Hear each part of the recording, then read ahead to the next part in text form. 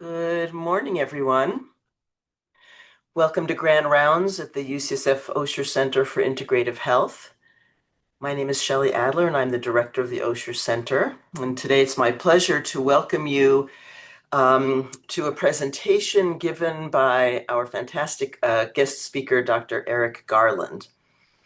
Dr. Garland earned his PhD in social work and completed a postdoctoral fellowship in integrative medicine at the University of North Carolina, Chapel Hill. He is the Endowed Professor of Health Sciences at Sanford Institute for Empathy and Compassion, and he's Professor of Psychiatry at the University of California, San Diego, one of our sister universities. At UCSD, he directs OneMind, which stands for Optimized Neuroscience-Enhanced Mindfulness Intervention Design, and also is an impressive acronym. Leading expert in mindfulness, addiction, emotion regulation, and chronic pain. He's developer of mindfulness-oriented recovery enhancement, or more, which we'll learn about today, an evidence-based intervention that integrates mindfulness, cognitive reappraisal, and savoring techniques.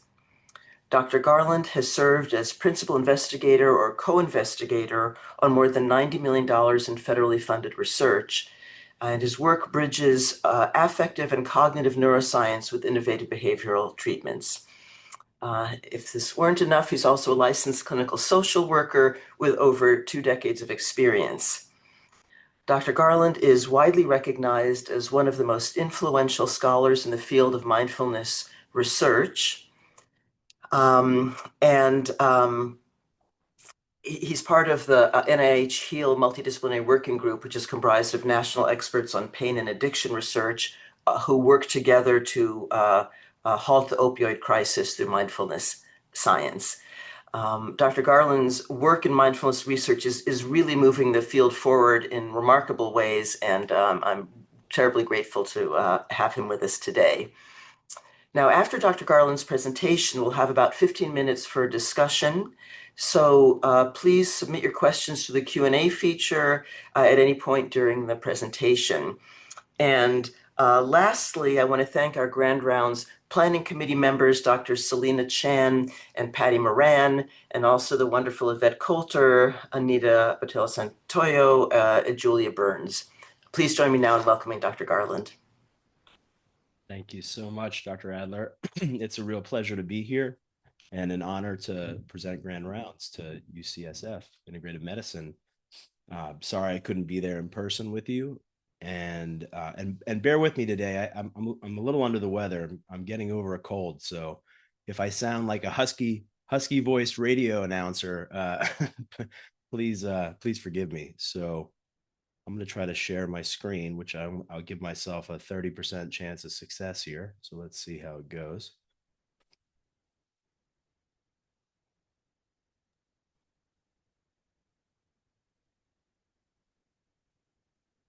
All right. It's perfect view. Great. All right. A Got miracle. it. Thank you. So, so I'm going to talk to you about my life's work with developing and testing and optimizing mindfulness-oriented recovery enhancement. I do have a disclosure. I am the founder of the Neuroscience Institute, which is focused on disseminating more to clinicians from around the US and internationally. And so I have received honorarium and payment for training clinicians of many kinds in mindfulness-oriented recovery enhancement. So that is going to be the subject of my talk today.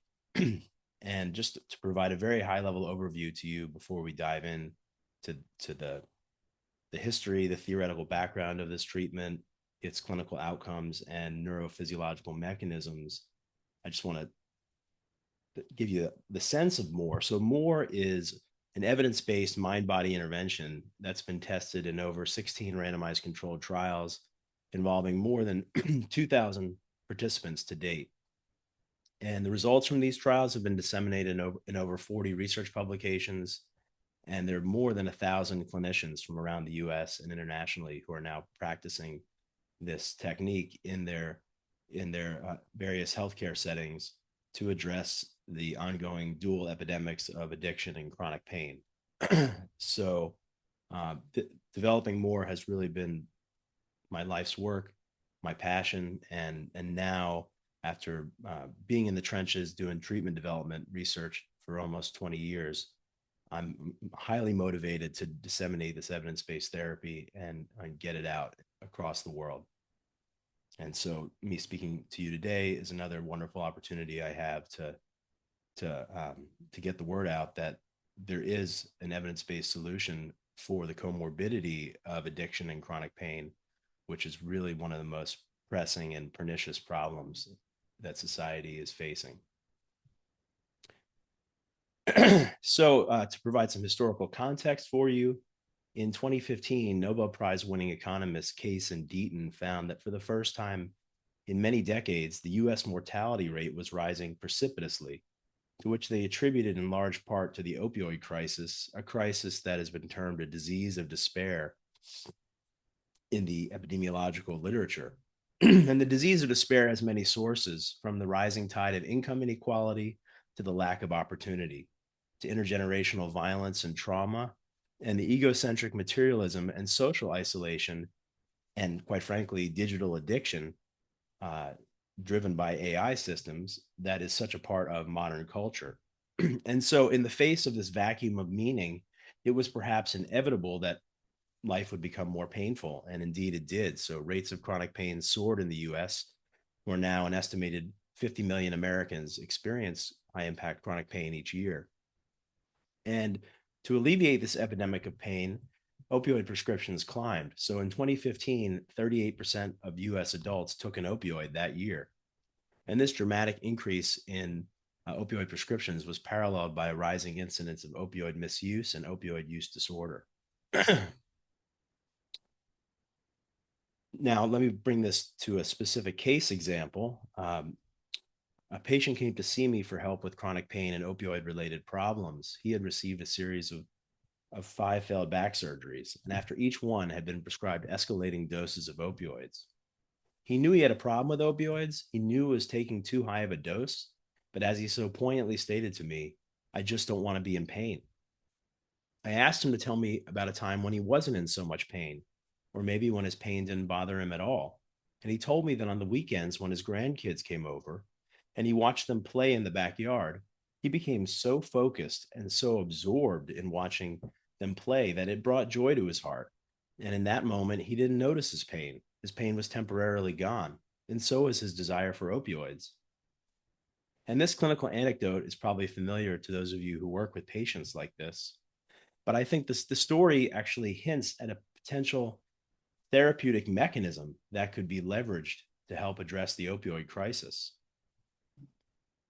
To understand this claim, we need to understand the role that hedonic dysregulation plays in pain, pleasure, and addiction.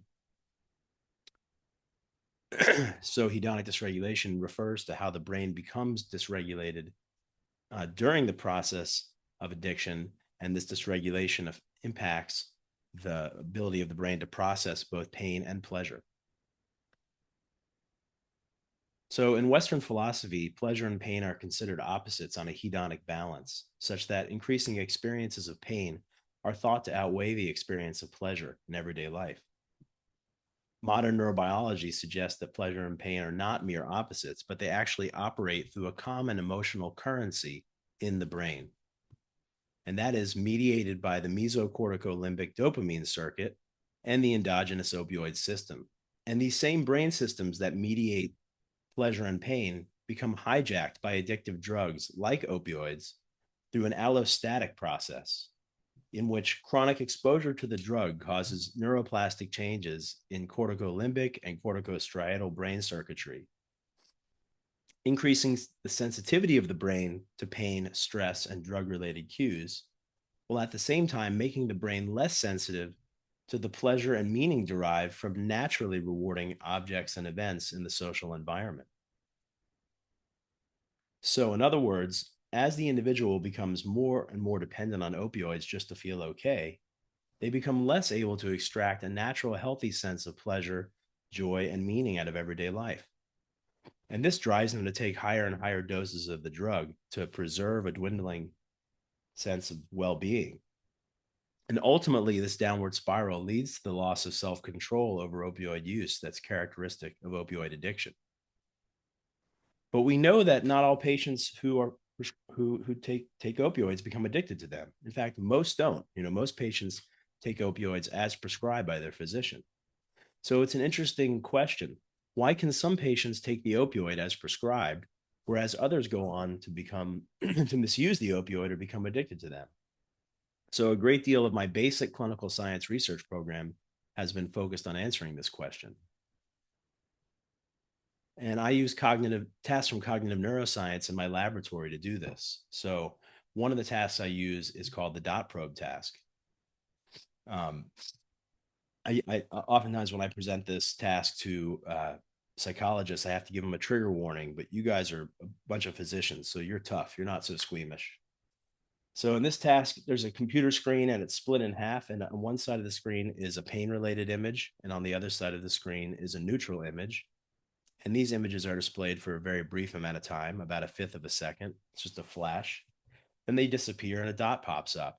And the participant's task is to choose the side with the dot. So if the dot shows up on the left-hand side of the screen, they hit the left arrow. If it shows up on the right-hand side of the screen, they hit the right arrow. Then the computer measures reaction times. And we also show neutral images and naturally rewarding positive images. And we show opioid images and neutral images. And more than a decade ago, my research group was the first to find that people with chronic pain who had an opioid use disorder were faster to find the dot when it replaced the opioid image than when it replaced the neutral image, indicating that they had this attentional bias towards the opioid related cue. The cue was capturing their attention. And this opioid attentional bias significantly predicted opioid misuse 20 weeks following the end of treatment, suggesting, as the downward spiral model hypothesizes, that opioid misuse and addiction is linked with this increased sensitization to opioid related cues, and that has important clinical consequences. Another way that we measure hedonic dysregulation in my laboratory is with a task called the emotion regulation task. And in the emotion regulation task, participants are presented with emotional images. So in response to negative emotional images, like this mother and child screaming in fear, participants are asked to either view the image or to reappraise the image by reframing the meaning of the content of the image in such a way as to reduce its negative emotional impact.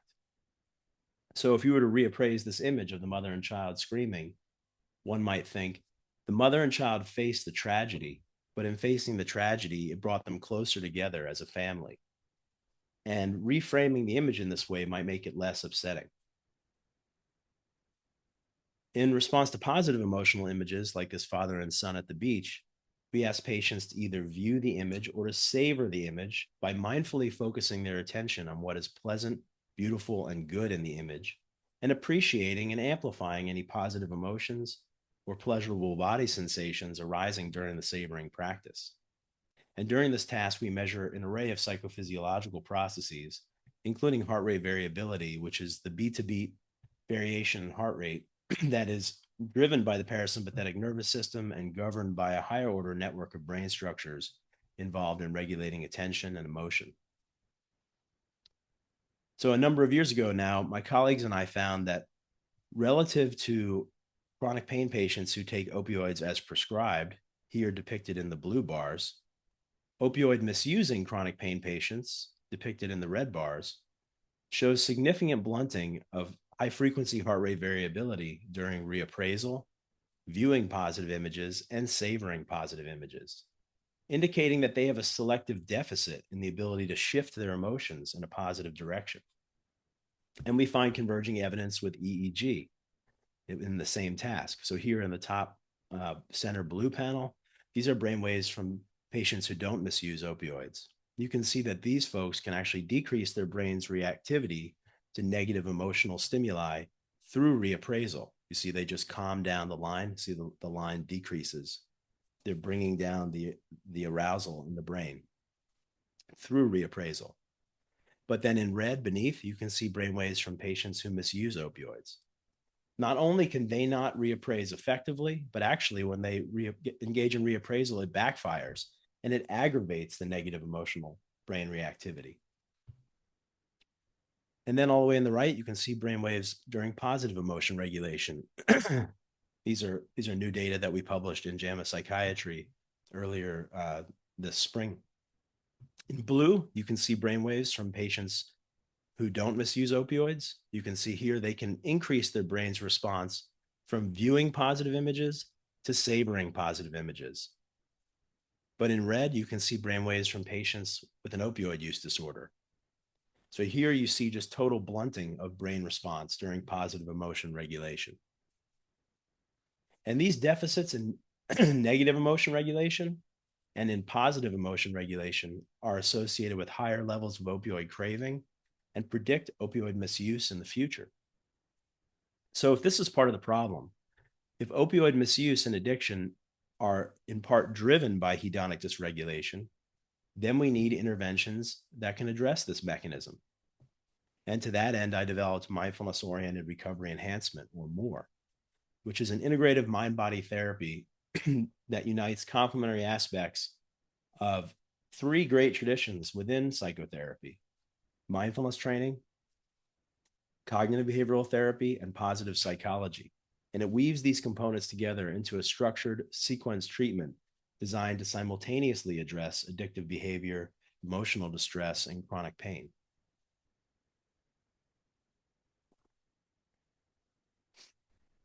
So MORE is a sequence treatment. It begins with a foundation of mindfulness training, which by virtue of mindfulness meditation techniques strengthens attentional control and meta-awareness. And these cognitive capacities are then used to synergize more elaborate therapeutic techniques, including reappraisal and savoring, and ultimately to lead towards self-transcendence, the sense of being connected to something greater than the self. These treatment components are intended to activate a series of therapeutic mechanisms that are in turn intended to produce clinically significant change in a range of treatment targets that are relevant to addressing chronic pain, addictive behavior, and also the psychiatric comorbidities that that co-occur with these problems. And I would point out to you here that MORE has been tested for a wide array of addictive behaviors at this point, and as well as for chronic pain without addiction. But the bulk of the research on MORE has been focused on MORE as an intervention for the opioid crisis, and that's going to be my focus in today's talk. So MORE is typically delivered as a group therapy, although it can be delivered as an individual therapy. And group sessions are about 1.5 to 2 hours long. They begin with a formal mindfulness meditation practice, followed by a debrief and group process, which is just exquisitely important for helping patients to consolidate what they've learned from the mindfulness practice, and then to generalize that learning to addressing their symptoms of addiction, emotional distress, and chronic pain in everyday life. After the debrief, new psychoeducational material is delivered, and the session topics are listed here on the left. And sessions end with a mind-body exercise designed to hammer home the concepts that you're trying to teach. Then participants are asked to practice homework consisting of 15 minutes of mindfulness reappraisal and or savoring practice a day. Patients are also asked to stop before taking opioids or other drugs and to practice a brief 1 to 2 to 3 minute long mindfulness technique to increase self-awareness and self-regulation of automatic addictive habits. And so I want to dive in here and just describe a couple of the techniques and more, so you can get a picture of this therapeutic approach. So I'm going to talk to you now about how we teach patients to deal with pain during the MORE therapy. So people with chronic pain typically experience pain as a monolithic, solid, and unremitting experience. It's this terrible, awful thing that always seems to be there. And on top of it, they overlay a layer of suffering. They say to themselves, why me? This isn't fair. This pain is ruining my life. And actually, this emotional anguish amplifies nociceptive processing in the brain. But in more, patients are taught mindfulness techniques to remove this emotional overlay and to deconstruct the experience of pain into its subcomponent sensations. So rather than focusing on some terrible, awful anguish in the body, we teach patients mindfulness skills to zoom into the pain experience and break it down into sensations of heat or tightness or tingling, as well as to notice the spaces in between those sensations where there's either no sensation at all or potentially pleasant sensations right next to the painful ones. And using mindfulness to cultivate this form of interoceptive awareness of body sensations to help the patient to get out of their head about the pain and rather get back into the actual sensation without judgment or reactivity may reduce emotional bias during pain appraisal and thereby decrease pain intensity. And we use a very similar technique to help patients to cope with craving by breaking the craving down into its cognitive, emotional, and sensory components.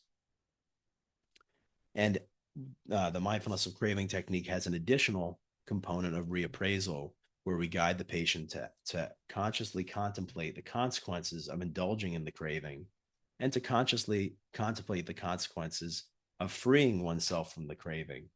So this technique really is an example of mindfulness and reappraisal working in tandem.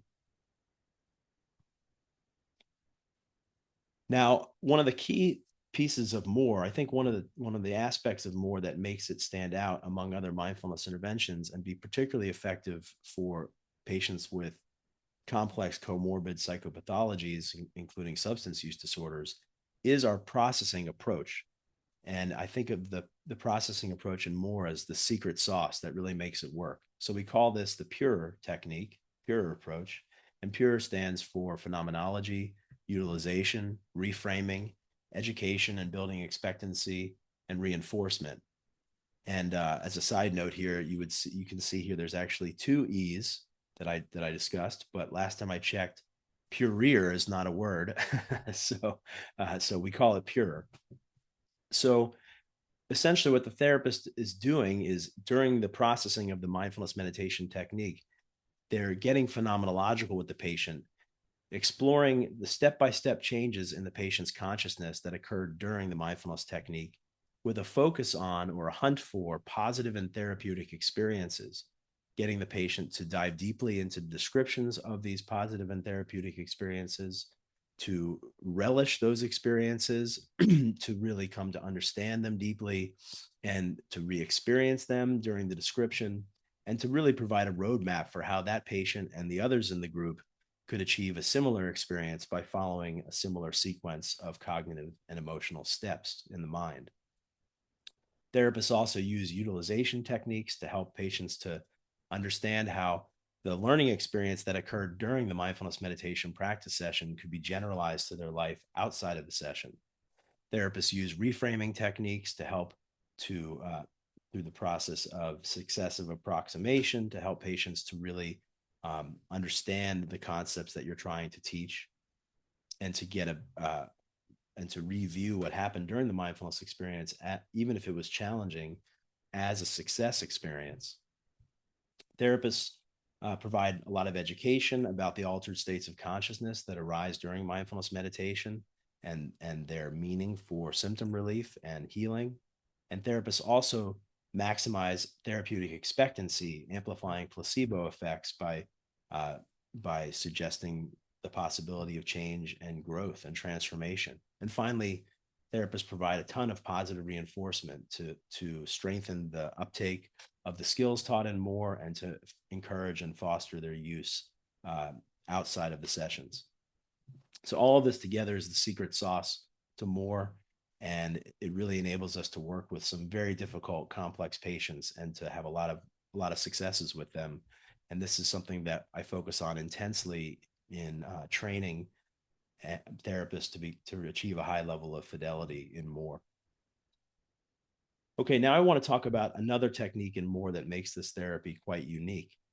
So in more, patients are taught a mindful savoring technique in which they're guided to focus their attention on a beautiful object like a rose, focusing mindful awareness to appreciate the pleasant colors, textures, and scent of the flower, as well as the touch of the petals against the skin.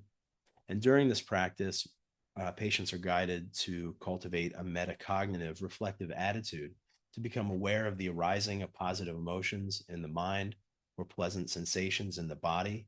And when they do become aware of these positive inner feelings, then we guide them to turn their attention inward and to savor the positive inner feeling and to absorb it deeply and allow it to expand. And the metaphor we use is like water seeping into the soil, allowing this positive feeling to permeate and pervade their body and the field of awareness. Then patients are asked to practice this technique with naturally occurring pleasant objects and events in their everyday life. And this technique is intended to amplify reward processing in the brain, to boost positive emotions, to elicit meaning in life, and to cultivate self transcendence, this sense of interconnectedness between the self and the world.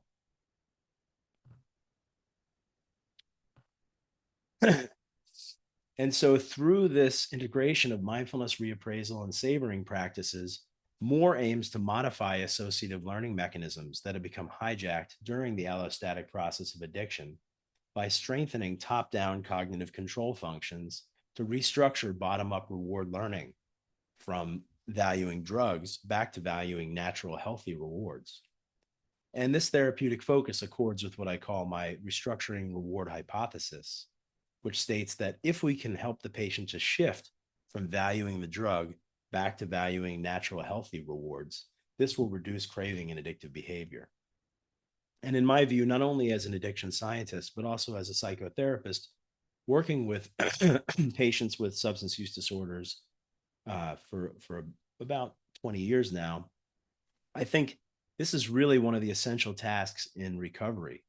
The person in recovery must relearn what is and what is not important in life, what is and what is not meaningful in life.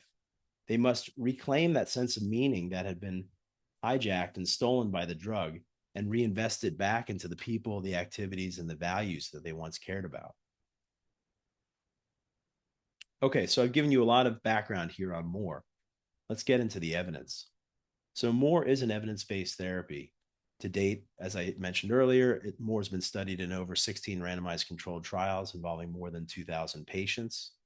And there's enough data now to conduct meta-analyses of Moore. A 2022 meta-analysis found that Moore produced significant effect sizes in reducing addictive behaviors, psychiatric symptoms, and chronic pain, outperforming a range of active control conditions.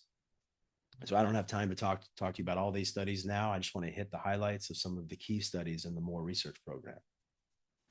So the first study I'd like to talk to you about is really, I think, one of the key studies that got this whole party started.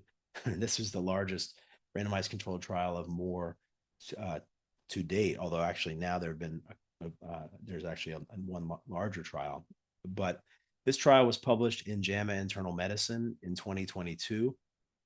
In this study, there were 250 chronic pain patients, all of whom were prescribed opioid analgesics for pain, and all of whom were misusing opioids for pain. And they were randomized to either receive 8 weeks of Moore or 8 weeks of a standard supportive psychotherapy control group.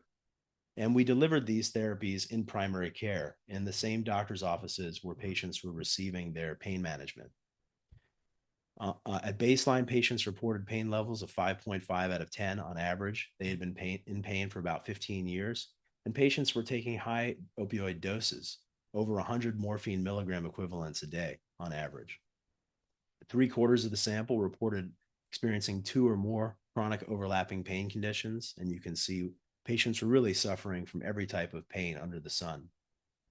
And there were high rates of psychiatric comorbidity in this sample, with nearly 70% of patients meeting criteria for major depressive disorder. 62% had a full-blown opioid use disorder. 21% had a non-opioid substance use disorder, and there were high rates of generalized anxiety and PTSD as well.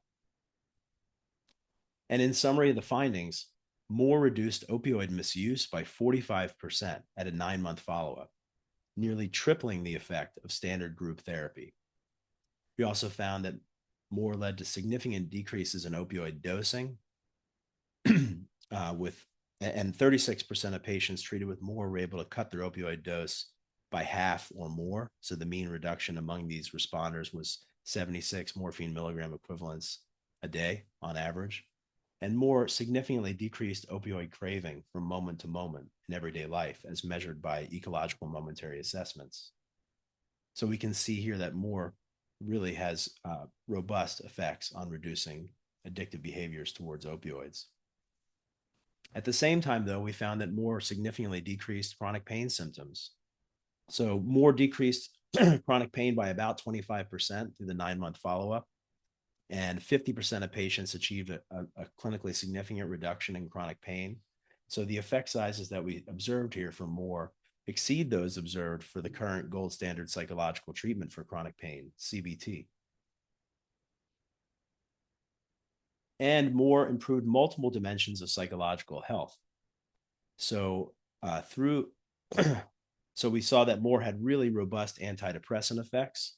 If you recall, about 70% of patients met criteria for major depression at the beginning of the study, but 9 months after being treated with more, patients' depression symptom severity score no longer surpassed a threshold for major depression on average. More also had clinically significant reductions in PTSD symptoms. And at the same time, more significantly improved positive emotions, meaning in life, and self-transcendence. And these data suggest that more is a broad spectrum treatment that can not only address addictive behavior and chronic pain, but it can also target the psychiatric conditions that often co-occur with these problems. I always like to replicate my work when possible. And so we conducted a second full-scale randomized controlled trial in a sample of US military veterans and active duty military personnel with chronic pain on long-term opioid therapy. So in this study of 230 patients, we once again found that through an 8-month follow-up, more outperformed supportive group therapy in reducing chronic pain symptoms and in reducing opioid use. So in this study, there was a 21% reduction in opioid use in the more group compared to a 4% reduction in the control group. And significantly more patients treated in the more condition had negative urine screens for illicit drugs at a 12-month follow-up. At the same time, more significantly improved opioid craving, pain catastrophizing, and anhedonia, and amplified positive affect. So here we have 2 large-scale randomized controlled trials showing that more is an efficacious treatment for opioid use and misuse and can simultaneously decrease chronic pain in patients on long-term opioid therapy. But around this time, we were also beginning to become interested in whether more could improve addiction treatment outcomes. And so my colleague Nina Cooperman at Rutgers University and I conducted an R21 funded pilot study to see what happens when you add more to standard addictions treatment in patients receiving methadone in community-based addiction treatment centers in New Brunswick, New Jersey. So this is an inner city area. The clientele are largely African American or Latino from a low education level and experiencing high levels of traumatic violence. We didn't really expect to find statistically significant effects because this was a small pilot of 30 people, but much to our surprise, we did. We found that adding more to standard addictions care resulted in significantly fewer days of drug use, significantly fewer days of opioid use, less chronic pain, and less depression. We also used ecological momentary assessments in this study and found that more decreased the intensity of opioid craving by 50%. So we were quite encouraged by these results, and we then decided to scale them up in a larger randomized controlled trial that was published last year in JAMA Psychiatry. This study began at the onset of the COVID epidemic, so we had to rapidly pivot and deliver more through telehealth-enabled tablets over Zoom.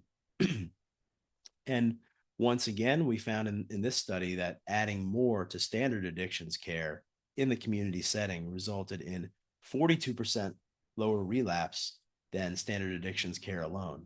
We also found that adding more to standard addictions care resulted in 59% less dropout from addictions treatment. Patients who were treated with more had significantly fewer days of opioid use and drug use than those who got standard addictions treatment only. And adding more to standard addictions care increased adherence to methadone significantly.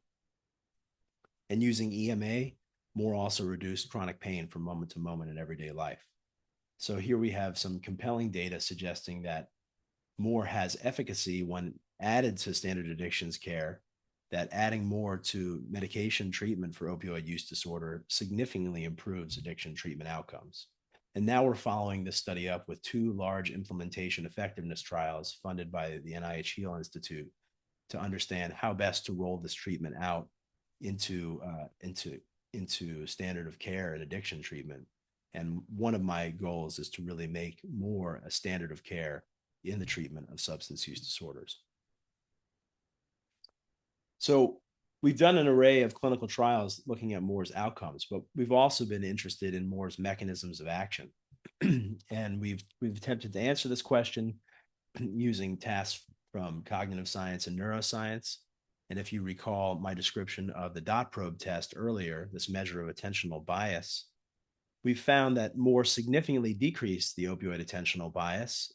We showed this back in 2017, but we then replicated this effect in 2024 in American Journal of Psychiatry, showing that Moore significantly decreases the opioid attentional bias. So after 8 weeks of treatment with Moore, patients' attention is less captured by, less triggered by opioid-related cues.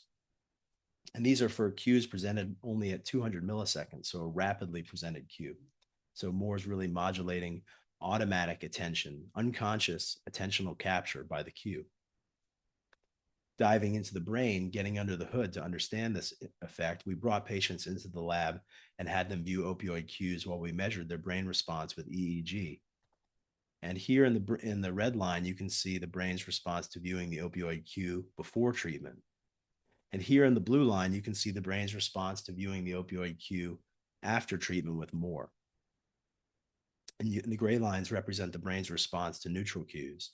So you can see that Moore is making the opioid cue more neutral. It's actually decreasing the reactivity to that cue. And all the way on the right, you can see brainwaves from patients going through supportive group therapy. So you see really not much is happening here at all. And if you have trouble reading the EEG, here's a bar chart that shows the effect, a massive decrease in brain drug cue reactivity occasioned by Moore. This is the first evidence from the scientific literature from a randomized controlled trial that a mindfulness-based intervention can reduce drug cue reactivity in the brain. So given the novelty and importance of these findings, they were published in the top journal Science Advances a number of years ago. But in a separate randomized controlled trial, we showed that Moore increased neurophysiological responses during viewing and savoring of natural reward cues. We found that Moore increased the late positive potential of the EEG and increased skin conductance responses while patients were viewing and savoring these images of smiling babies, lovers holding hands, beautiful sunsets. We also found that patients treated with Moore felt happier while they viewed these cues.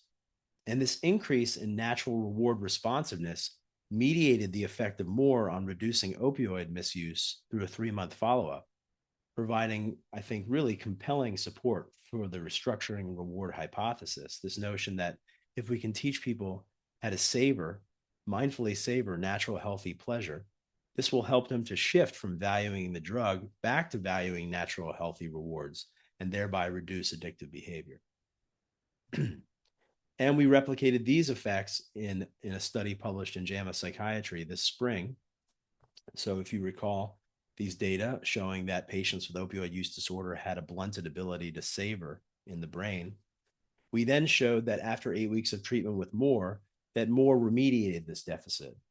Moore actually restored the brain's ability to savor natural, healthy rewards.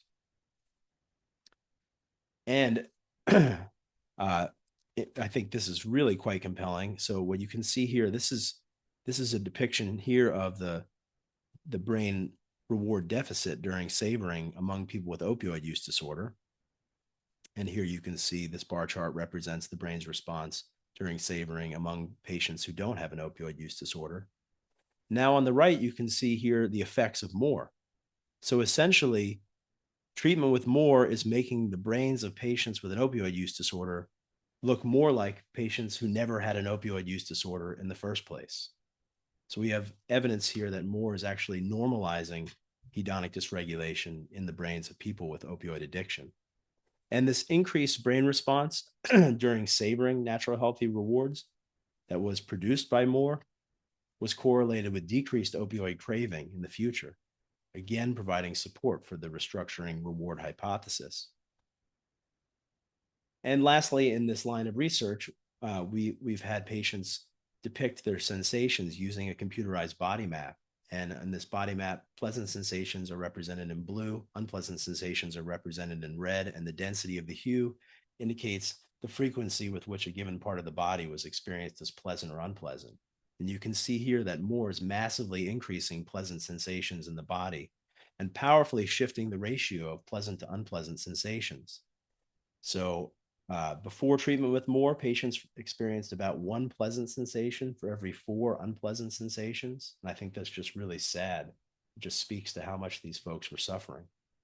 But 6 months after being treated with more, patients reported 2 pleasant sensations for every 1 unpleasant sensation, suggesting that more teaches patients how to self-generate natural, internal, healthy reward responses and thereby shift the sense of the body from being a place of anguish to becoming a place of refuge.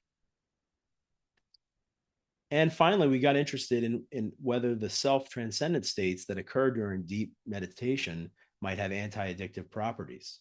So to answer this question, we brought patients from my DoD study of veterans into the lab, and we had them practice mindfulness meditation while we recorded their brain activity with EEG. And we found that after treatment with more, patients showed significant increases in frontal midline theta, EEG power and coherence during mindfulness meditation. And higher levels of theta were associated with more intense self-transcendent experiences during meditation and mediated the effect of more on reducing opioid use through a 4-month follow-up. This is interesting because we know that frontal midline theta is a biomarker of cognitive control, but it also increases during states of flow when the sense of self is temporarily suspended and transcended during deep cognitive absorption with ongoing activity. So we then replicated these results in the largest neuroscientific study of mindfulness as a treatment for addiction ever conducted. In this study of 165 chronic opioid users, we once again brought them into the lab and had them practice mindfulness while we recorded their brain activity with EEG. And I love data like this because you don't need any statistics at all to see what's going on here. So here's the game. Which one of these 4 is not like the others? That's this one right here, the bottom left corner. This is your brain on 8 weeks of more. And for those of you who are old enough to remember the DARE program, you remember this is your brain on drugs, the egg frying in the pan. Well, this is your brain on more. And once again, we found that more increased frontal midline theta, EEG, oscillations in the brain and deeper and more intense theta was correlated with higher levels of self-transcendence during mindfulness meditation, which mediated the effect of more on reducing opioid misuse. So here we have 2 independent randomized controlled trials with 2 independent samples indicating that more is reducing opioid use and misuse by modulating a brain signature associated with self-transcendence.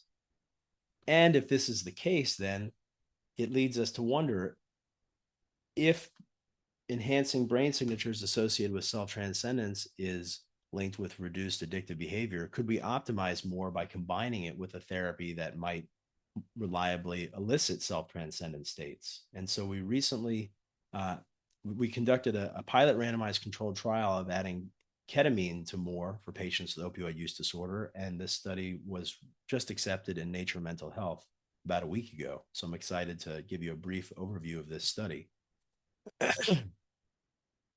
And for those who don't know, ketamine is a glutamatergic agent that has been known to modulate functional connectivity in the brain's default mode network that is linked with self-referential processing, instantiating the sense of self. A lot of people don't typically think of ketamine as a psychedelic, and it's in fact classified as a dissociative anesthetic, but there's been work done to show parallels between classical psychedelics like psilocybin and LSD and ketamine. And actually, it turns out that although their molecular targets are quite different, the phenomenology between ketamine and classical psychedelics has overlaps, including inducing mystical experiences and visual hallucinations. also experiences of oceanic boundlessness and self-transcendence. From a neurophysiological perspective, ketamine and classical psychedelics share many similarities, including increased neurophysiologic complexity in the brain as measured by Lempel-Ziv activity that you can see here all the way on the bottom left. And both ketamine and classical psychedelics are known to increase neuroplasticity and to be rapid acting depressants. So in this trial, there were 68 patients with opioid use disorder taking buprenorphine. They were randomized to receive more plus ketamine versus more without ketamine. We gave 2 intramuscular doses of ketamine, a 0.5 and a 1.0 milligram a kilogram dose of IM ketamine in between sessions 5 and 6 and between sessions 6 and 7 of the MORE intervention. And during these dosing sessions, uh, patients were administered ketamine, and then 1 hour after the ketamine dose, as they were beginning to emerge from the ketamine-induced state of consciousness, we then guided the patient to practice mindfulness. We gave them the same mindfulness instructions that we had been giving them over the previous 5 weeks. But the goal here was to actually stamp in the signature of self-transcendence into their meditation and thereby hopefully improve their meditation skill. In this intervention, we also focused on self-transcendence and gave direct psychoeducation about self-transcendent experiences to build expectancy and prime the patients to achieve these experiences during ketamine. And just for the sake of time, let's get to the outcomes. So in summary of the findings, we found that adding ketamine to MORE resulted in significantly fewer episodes of drug use through the 3-month follow-up point, and also lower levels of opioid craving at 3-month follow-up. Adding ketamine to MORE enhanced metacognitive awareness and state mindfulness. We also found that although ketamine is typically described as a dissociative, we actually found that adding ketamine to MORE resulted in significantly greater increases in interoceptive awareness. And the effect of MORE on reducing opioid craving was actually mediated by one of the facets of interoceptive awareness. And we found that ketamine, of course, induced self-transcendent and mystical states of consciousness. In fact, on the MEQR, 85% of patients reported experiencing a total mystical experience during ketamine, and higher levels of mystical experience during the ketamine dosing session predicted opioid craving at the 3-month follow-up. Of course, none of this is new. This was known by the ancients.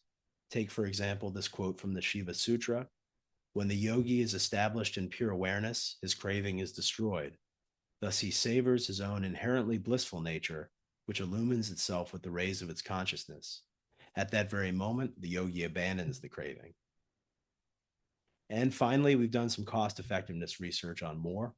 So we found that for every $1 spent on MORE, there are $798 in estimated cost savings. And if you accumulate this over the lifetime of the patient, this results in $320,000 saved per person. So these are big numbers with big impact. And I've gone to Washington, D.C. to brief Congress on MORE with these economic data, hoping that this will facilitate the uptake of this evidence-based intervention and thereby help to influence and alleviate the national opioid crisis. So taken together, these data support the restructuring reward hypothesis, this notion that teaching people how to savor natural, healthy pleasure, joy, meaning, and self-transcendence may come to outweigh the pull of drug-related reward. And I think this is an important idea to investigate in future research. So in conclusion, MORE is an efficacious treatment for addiction, emotional distress, and chronic pain, as demonstrated by 16 randomized controlled trials.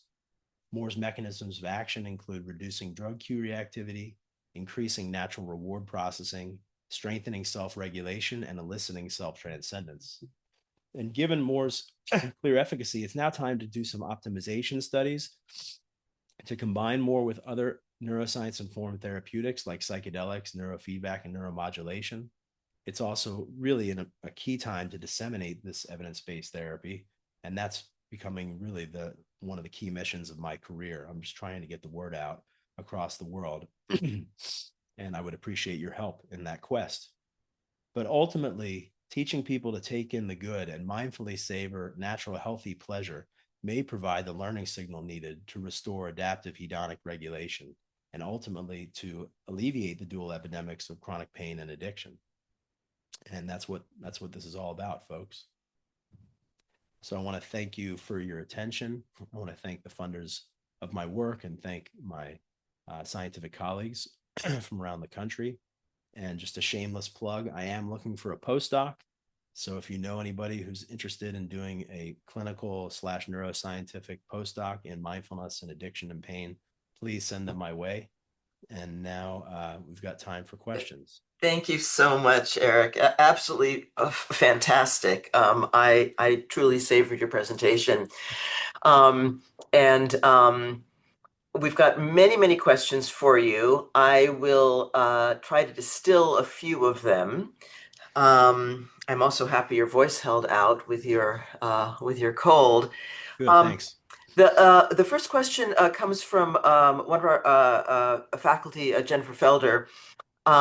In terms of the JAMA, the 2022 findings, the continued reductions in opioid misuse and chronic pain for several months after the MORE intervention ended are remarkable. What do you make of this? Did these participants maintain their mindfulness practice? Do you have longer term follow-up data?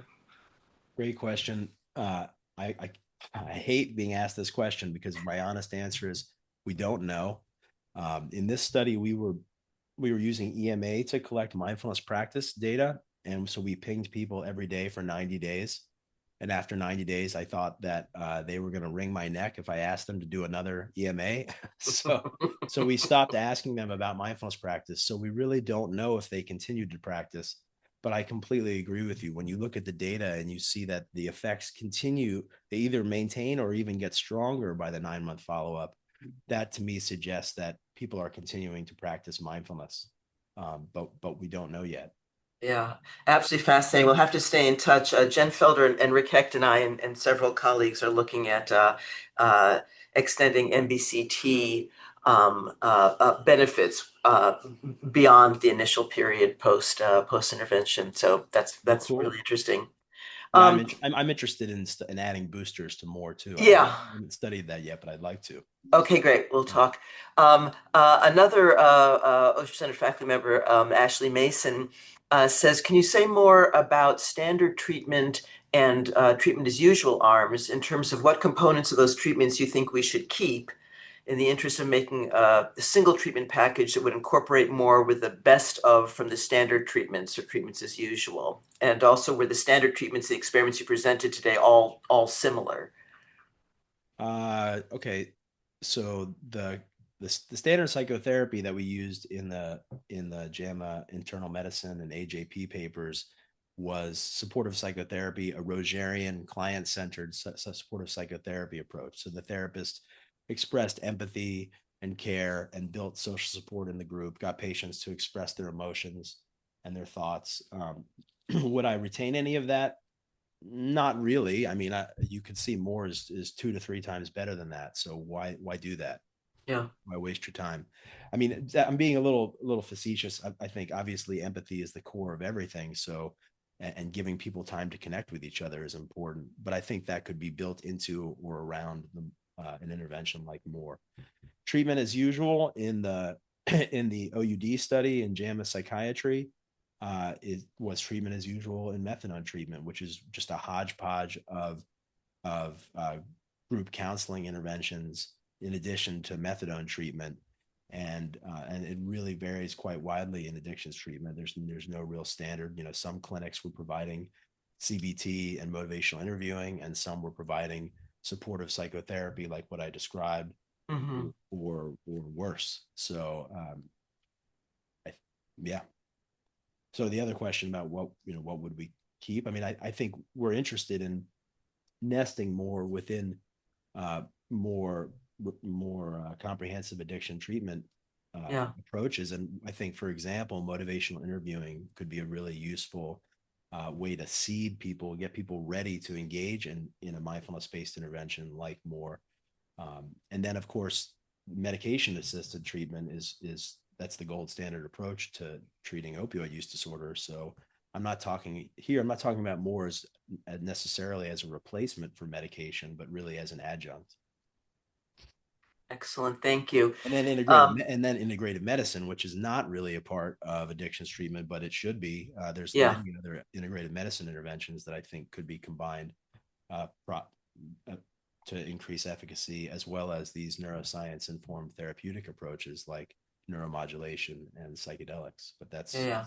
that'll be Yeah. the And acupuncture and some of that work and too as well. acupuncture. That's Yeah. what I Yeah. was referring to when I said integrative medicine. Yeah. Yeah. Yep. So I'm going to try to distill a couple more questions here. Folks have been very impressed with the cost savings analysis. Thinking about dissemination, do you have thoughts about how insurance could work moving forward? There are notes about group psychotherapy billing doesn't work for sort of mindfulness-based stuff, and what are your thoughts? Why not? Why doesn't group psychotherapy work for mindfulness? I've never had trouble with that. And there are people who are Mindfulness-based interventions because it's a 1 hour session. okay. There are people who are billing more through group psychotherapy CPT codes. There are also people who are billing it through group medical visit, physicians, either Yeah. physicians or in tandem with physicians, and that model seems to be working as well.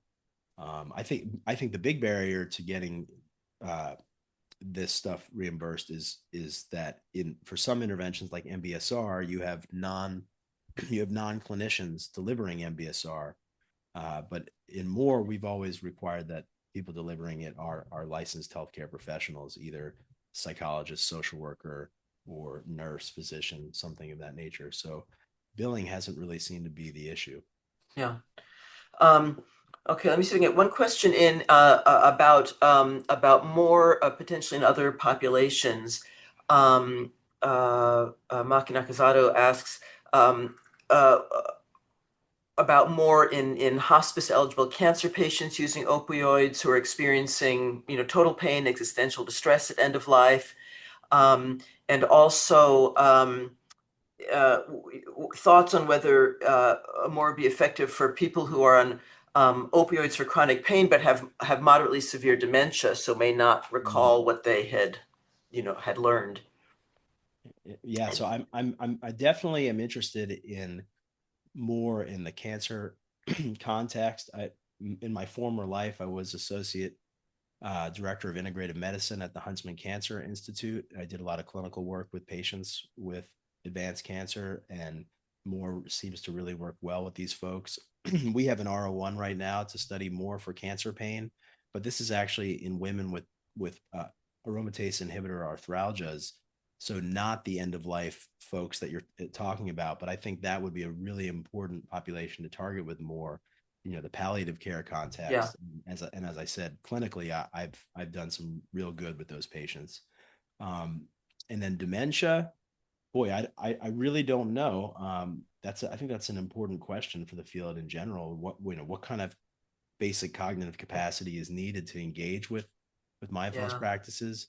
My guess is, and I will say this, we really have accepted patients with a wide array of cognitive capacity into our trials. So maybe somebody who's demented, they're not going to get the most possible benefit out of more, but maybe they would get some benefit out of more, and that might be the difference that makes a difference. mm-hmm, mm-hmm.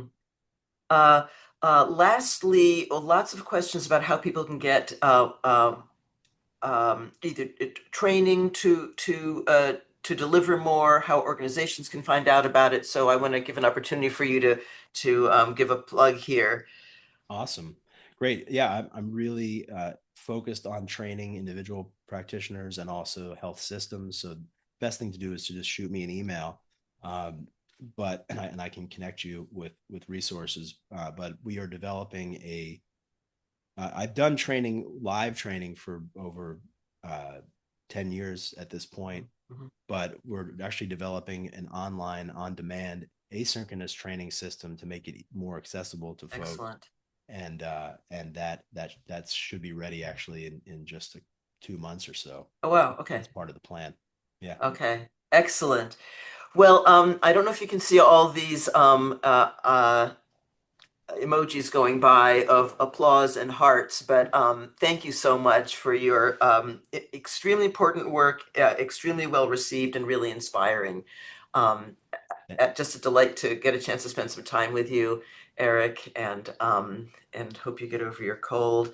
Thank you. So Thank, thank you so much for joining us today. This is fantastic. thanks to everybody. And if I didn't answer your question, please reach out by email and let's connect. I'm happy to continue the conversation. And thanks, Shelley, for this wonderful opportunity. Uh, Terrific. Great to have you. Thanks everyone for joining us.